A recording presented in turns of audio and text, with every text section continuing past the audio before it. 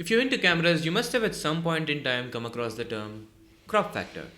In my opinion, a lot of people overcomplicate this term and as a result end up getting confused. So, in this video, I'm going to attempt to explain how crop factor works in the most simple terms possible. And you may have noticed I don't generally use or make explainer videos, but this is just a huge pet peeve of mine. It's a huge turn off when people use crop factor incorrectly. So that is the objective of this video, to get as many people a view as possible to properly understand how crop factor works. So simply put, by definition, crop factor is the ratio of a camera sensor size with respect to a full frame camera.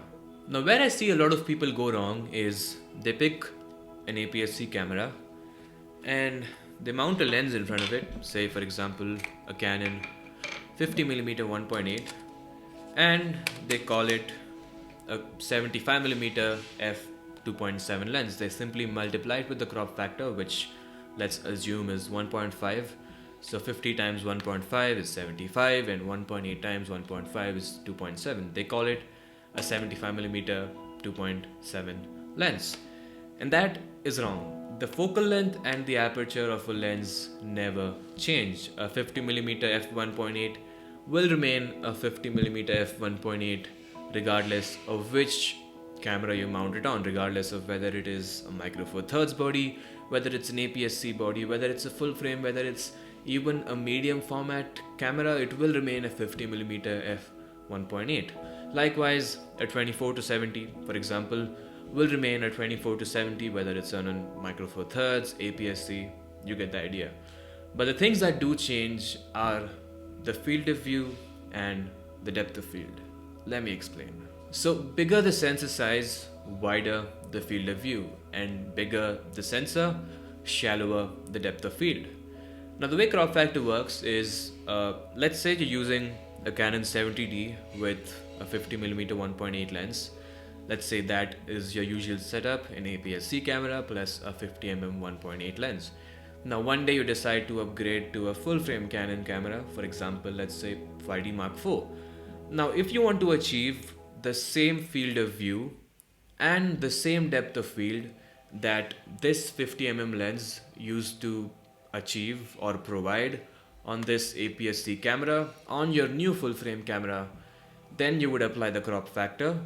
So that would become 50 times 1.5 and 1.8 times 1.5, which is 75 times 75 mm f 2.7. So if you want to achieve the same field of view and the same depth of field as this lens on an APS-C camera using a full frame camera, then you would get a 75mm f 2.7. Hopefully that made sense.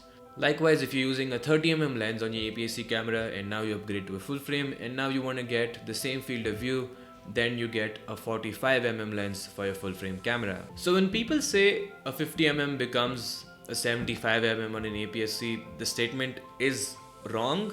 There really is no need to bring in the 75 term in the first place. But if you really want to bring it, just say it's a 75mm full frame equivalent, because when you say 75mm, you're talking in terms of full frame. This lens will remain a 50mm on an APS-C. It does not become a 75. But if you want to say 75, just say it's a 75mm in terms of full frame, or it's a 75mm full frame equivalent. Likewise, for 30mm, you get the idea. Just say it's a 45mm full frame equivalent. That's literally it. Now I know I've only been speaking in theory, and a practical demonstration would have been much easier to grasp. I don't have a full frame camera, but there's this app. It's called, I think, Sony Magic Viewfinder or something. It's not sponsored, by the way. But basically what this app allows you to do is choose a sensor size and choose a particular focal length, and then you can see the field of view that it would provide. I generally use this for pre-production, but for this video it's going to work perfectly fine. So I'm just going to use that and show you exactly how crop factor works.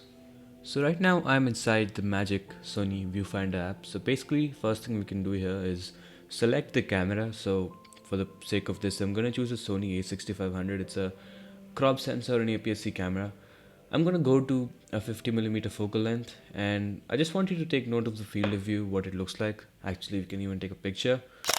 Next, I'll switch to a full frame camera such as a Sony a7R III.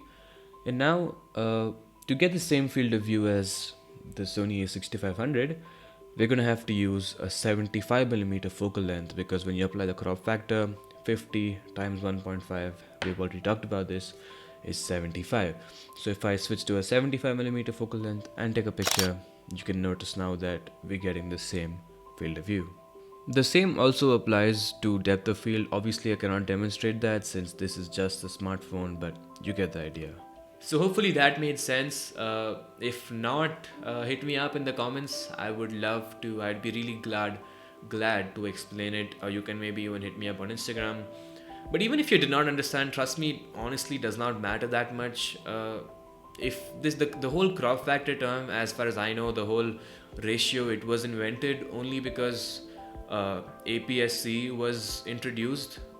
Full frame existed before APS-C, so when full frame camera users wanted to switch from full frame to APS-C, it was easier for them to understand the field of view that they would be getting with the help of crop factor. So that's literally the reason it was invented, as far as I know. So unless so if you're going to be switching cameras from, like, say, full frame to APS-C or vice versa, only then do you require crop factor, really. Otherwise, it's really not necessary. So if you did not understand, if you're a beginner, if you don't understand what I'm saying, does not matter. But if you want to learn, again, I can help you out in the comments. So yeah, that was my attempt to explain crop factor. Hopefully this was not too boring. I like doing explainer videos once in a while on popular topics like this, so that we can clear out the confusion. So yeah, if you like this one, if you found this one helpful, give it a like. If you did not, vote it down. Let me know in the comments why you didn't like it. It's been Suraj. Thanks so much for watching.